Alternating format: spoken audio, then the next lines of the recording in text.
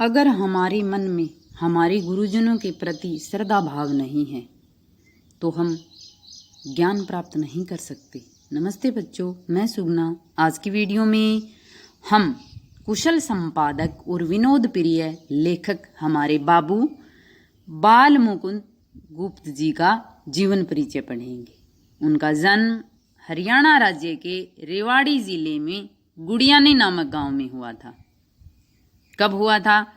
14 नवंबर 1865 ईस्वी में।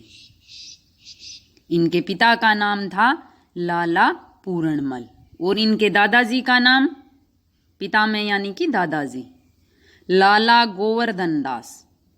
और उनका परिवार था वो किस नाम से प्रसिद्ध था? बक्सीराम वालों के नाम से। बचपन में ही इनके माता पिता का देहांत हो गया था, जिसके कारण इनका जो लालन पोषण है कि उनकी जो परवरिश है वो उनकी विधवा चाची ने की थी। 15 वर्ष की छोटी सी आयु में ही उनका विवाह है वो एक प्रतिष्ठित, बहुत ही सम्मानित ब्राह्मण परिवार में अनार देवी के साथ हुआ।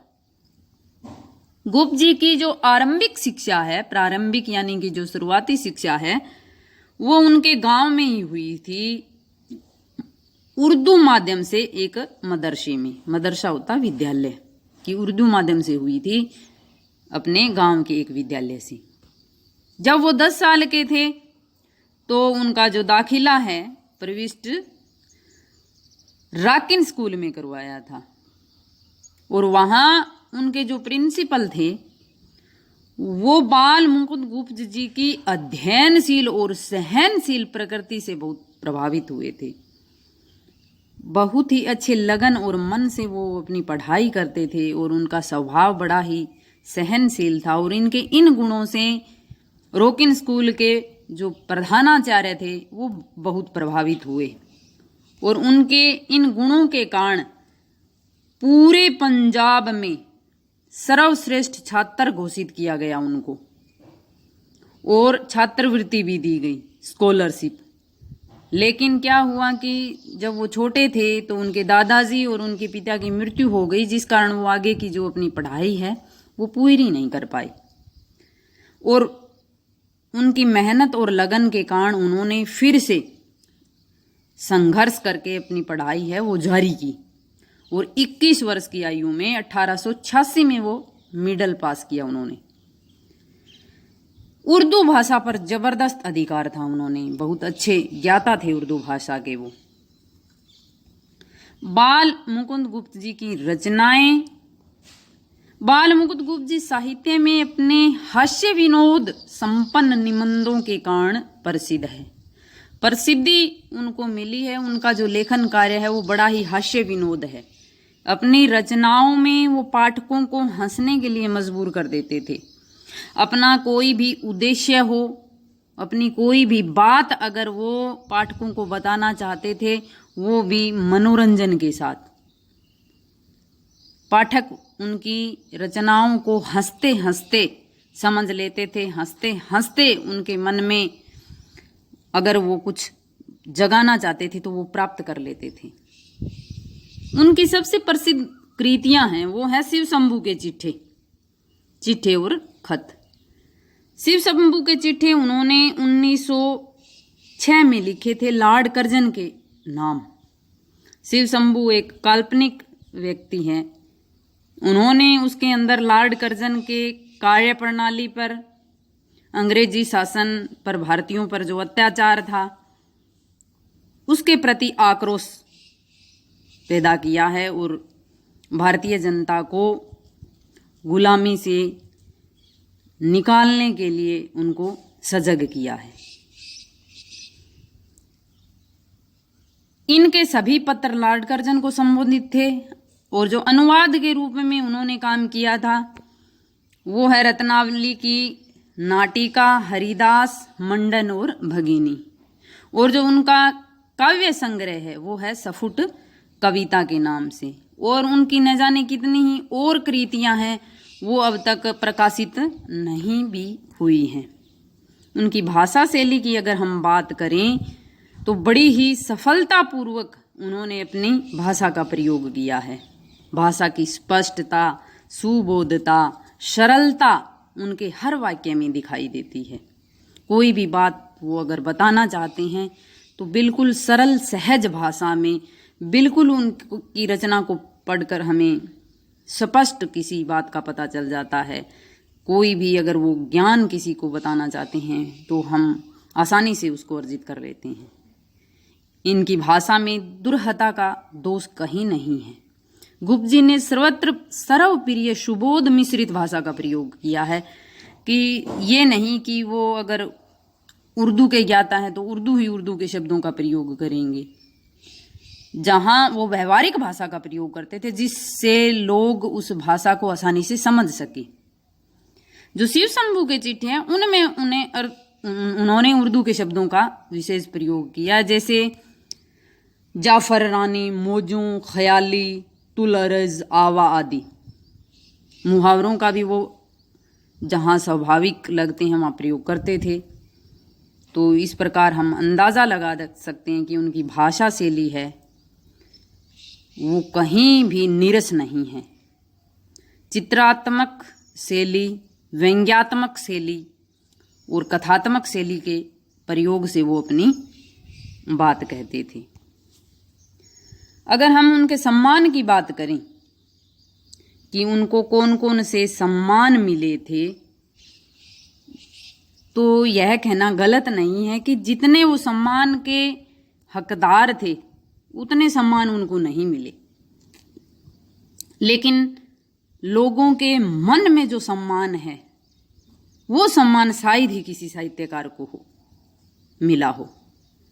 फिर भी उनको कुछ सम्मान मिले हैं, जहां मैं आपको बताती हूं कि गत कुछ वर्षों से हरियाणा साहित्य अकादमी ने बाबू बाल गुप्त के नाम से साहित्य एवं पत्रकारिता क्षेत्र में पुरस्कार प्रारंभ किया। हरियाणा सरकार ने साहित्य अकादमी और जो पत्रकारिता के क्षेत्र में जो पुरस्कार दिए जाते हैं वो बाल गुप्त जी के नाम से शुरू किए हैं।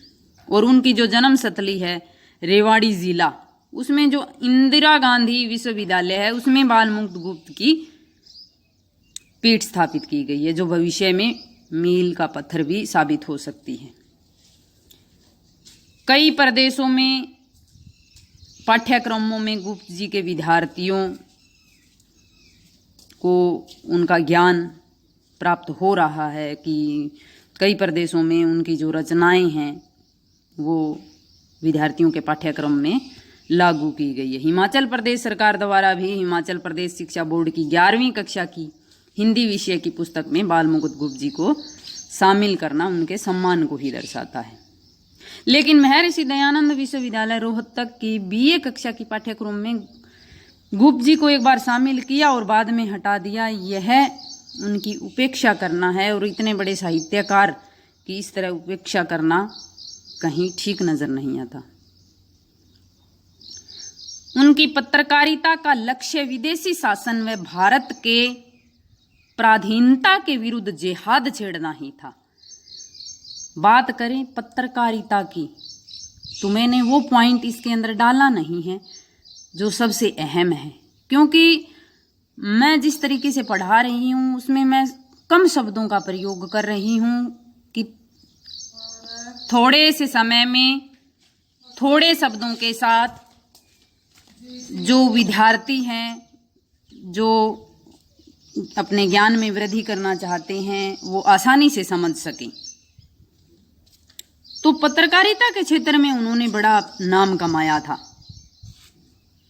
वो मैंने पॉइंट नहीं डाला है, आप लिख लेना, मैं यहाँ लिख देती हूँ कि उन्होंने उर्दू के जो 2 मुख्य पत्र हैं, एक तो है अखबार, लिख लेना साथ साथ में, अखबारे चुनार। अखबारे चुनार उर्दू का प्रसिद्ध पत्र था। और दूसरा है कोहे नूर। कौन सा? कोहे नूर। उसके अंदर उन्होंने संपादन का काम किया था। और जो हिंदी के 3 दैनिक पत्र थे, एक तो था हिंदी बंगभाषी, हिंदी बंगवासी, और एक था हिंदुस्तान,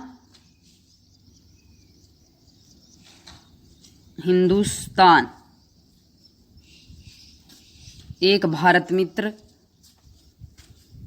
लिख लेना साथ साथ में, मैंने लिखा नहीं, लिख लेती तो ठीक रहता, भारत मित्र। इनके अंदर उन्होंने अपना बड़ा विशेष योगदान दिया था।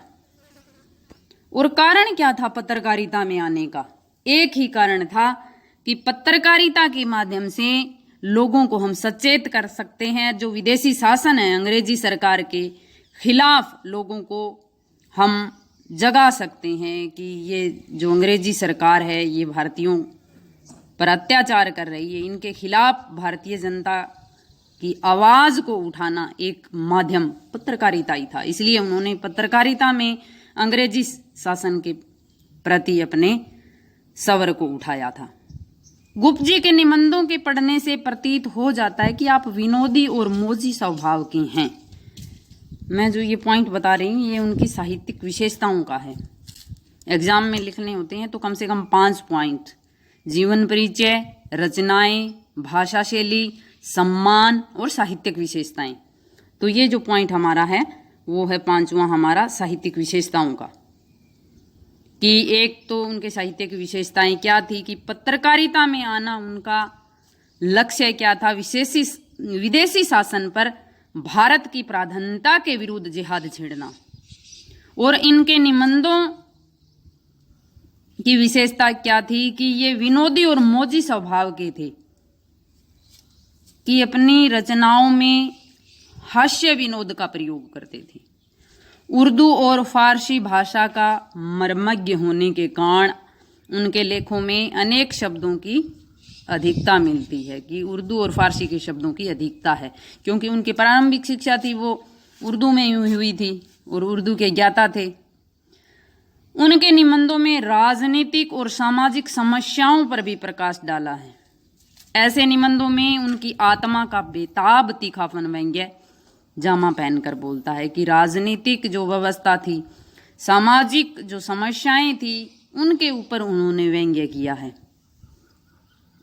इन निबंधों में उन्होंने बहुत ही मार्मिक और चुभने वाले शब्दों का प्रयोग किया है, यानी कि जहाँ जिस प्रकार से जिस शब्दों की आवश्यकता महसूस की उन्होंने वही शब्द प्रयोग किए। हृदय और मस्तिष्क का जैसा उचित सामंजस्य आपके निबंधों में पाया है इतना कम निबंधकारों में देखने को मिलता। सबसे बड़ी विशेषता कि जिस प्रकार व्यक्ति का हृदय और मस्तिष्क कभी भी एक साथ काम नहीं करता। दिमाग उनका कोई और काम करता है, हृदय कुछ और चाहता है, लेकिन उन्होंने दोनों का मेल करके जो बात बताई है वो पाठकों को।